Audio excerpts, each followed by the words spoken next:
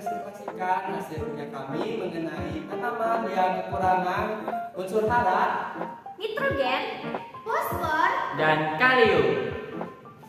Ada pepatah Mahatma Gandhi tentang masa depan itu ada. Bunyinya, masa depan tergantung dengan apa yang kita lakukan hari ini. Jadi kita di sini untuk belajar bersama. Kita berada di tempat yang tepat untuk selangkah lebih maju pada masa depan. oke, tak kenal maka tak sayang. Udah kenal nggak sayang-sayang? Maka dari itu, perkenalkan saya Rangga Hadi Pratama. Saya Widi Pretiati. Saya Marianti. Saya menjadi Nurul Firdaus. Felisa. Iya, satu Oh, lagi. Felisa di belakang. Oke, kita perkenalkan dan ini Felisa. Hai guys, kenalin nama aku Felisa Desta Setiawan. Oke.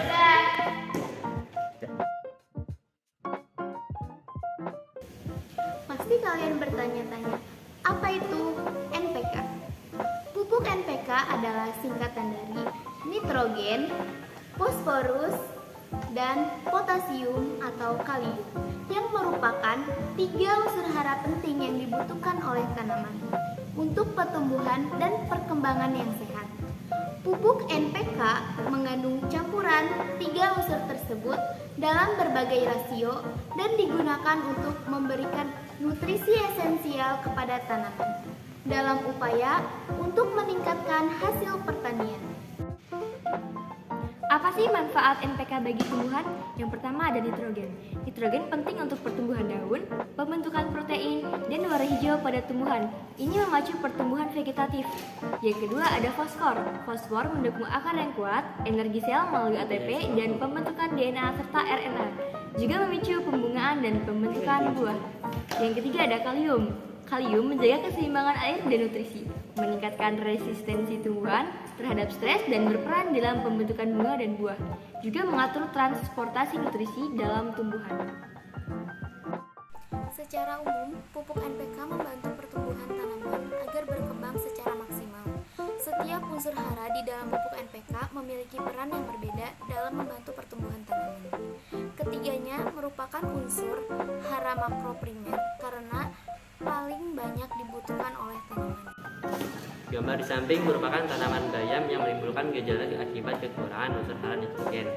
Gejala spesifik tersebut meliputi yang pertama adalah daun kuning pucat. Kekurangan nitrogen pada bayam ditandai dengan daun-daun bayam yang berubah menjadi kuning pucat, terutama pada daun-daun yang lebih tua. Ini disebabkan oleh kurangnya klorofil, pigmen hijau yang diperlukan untuk fotosintesis. Kemudian yaitu pertumbuhannya terhambat. Tanaman bayam yang kekurangan nitrogen mungkin tumbuh lebih lambat dari yang seharusnya. Batang dan daunnya mungkin lebih kecil dan tanaman dapat terlihat kerdil. Yang ketiga, daun ramping. Kekurangan nitrogen dapat mengakibatkan daun bayam menjadi ramping atau kerdil, dengan daun-daun yang kurang berkembang dengan baik. Rentan terhadap penyakit dan hama. Tanaman yang kekurangan nitrogen cenderung lebih rentan terhadap serangan hama dan penyakit karena pertahanan alamnya melemah. Baik, di sini mari kita diskusi mengenai tanaman cabai yang kekurangan unsur hara N. Yang pertama, dampaknya yaitu daun akan menguning. Salah satu tanda paling khas kekurangan nitrogen adalah daun-daun cabai yang berubah menjadi kuning. Ini disebabkan oleh kurangnya klorofil, pigmen hijau yang penting untuk fotosintesis, yaitu dan menyebabkan klorosis atau daun menguning. Biasanya dimulai pada daun-daun tua dan kemudian menyebar ke seluruh tanaman. Yang kedua yaitu pertumbuhan terhambat. Tanaman cabai yang kekurangan nitrogen tumbuh dan akan terhambat. Dampaknya yaitu batang akan mengecil dan tanaman bisa terlihat kerdil. Yang ketiga yaitu daun layu dan menggugurkan daun. Kekurangan nitrogen dapat menyebabkan daun-daun cabai menjadi layu dan mudah gugur. Tanaman bisa kehilangan daun lebih cepat dari biasanya. Yang keempat, kualitas buah yang buruk. Produksi buah cabai yang baik memerlukan nitrogen yang cukup.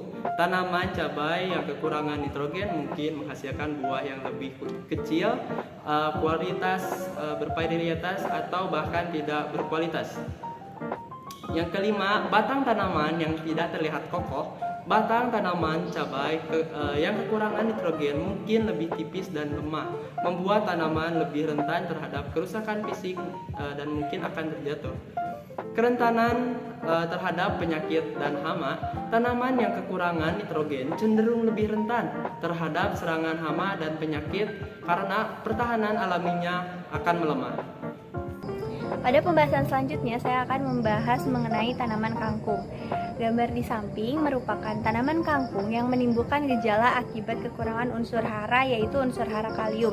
Gejala spesifik tersebut apa saja sih? Dan yang pertama, yaitu daun yang menguning. Daun kangkung yang kekurangan kalium cenderung mengalami yang namanya klorosis, yaitu daun-daunnya berubah menjadi warna kuning, terutama pada tepi daun. Lalu klorosis itu terjadi karena tanaman kesulitan dalam menghasilkan klorofil atau pigmen hijau yang penting untuk proses fotosintesis. Dan yang kedua adalah daun kering dan tepi daun yang menggulung. Daun kangkung yang kekurangan kalium bisa menjadi kering dan menggulung pada tepi daunnya. Hal ini mengakibatkan daun menjadi tampak lebih kusam dan terlihat kurang segar. Lalu ciri selanjutnya adalah pertumbuhan tanaman kangkung yang terhambat. Tanaman kangkung yang kekurangan kalium memiliki pertumbuhan yang terhambat. Contohnya adalah batang dan cabangnya tidak tumbuh dengan kuat dan tanaman dapat terlihat lebih kecil dari ukuran yang seharusnya. Dan ciri yang terakhir adalah mengenai penyakit dan serangan hama. Tanaman yang kekurangan kalium cenderung menjadi lebih rentan terhadap serangan hama dan penyakit. Mengapa? Karena kalium memiliki peranan yang penting dalam memperkuat pertumbuhan alami pada sebuah tanaman. Lalu untuk pembahasan selanjutnya adalah mengenai metode pencegahan dan perbaikan unsur hara. Nah, pembahasan pertama adalah mengenai metode pencegahan. Metode pencegahan apa saja sih yang bisa kita lakukan? Dan yang pertama adalah uji tanah secara berkala. Yang kedua adalah rotasi tanaman. Yang ketiga adalah pemupukan secara organik. Dan yang selanjutnya adalah pertimbangkan pH tanah sesuai dengan kebutuhan tanaman. Dan yang terakhir adalah irigasi yang tepat untuk memastikan tanaman mendapatkan air yang cukup. Dan untuk pembahasan selanjutnya adalah mengenai metode perbaikan. Metode perbaikan yang bisa kita lakukan apa saja sih? Yang pertama, uji tanah dan analisis untuk mengidentifikasi unsur hara yang kurang. Nah, ini memungkinkan untuk merencanakan pemupukan yang lebih spesifik. Yang kedua adalah pemupukan dengan cara yang sesuai dan tepat. Yang ketiga adalah berikan pupuk komersial atau organik yang mengandung unsur hara yang dibutuhkan oleh tanaman sesuai dengan hasil uji tanah. Dan yang terakhir adalah pemantauan berkala, amati tanda-tanda perbaikan pada tanaman seperti perubahan warna daun atau pertumbuhan yang cukup baik dan tepat pada perkembangan tanaman tersebut.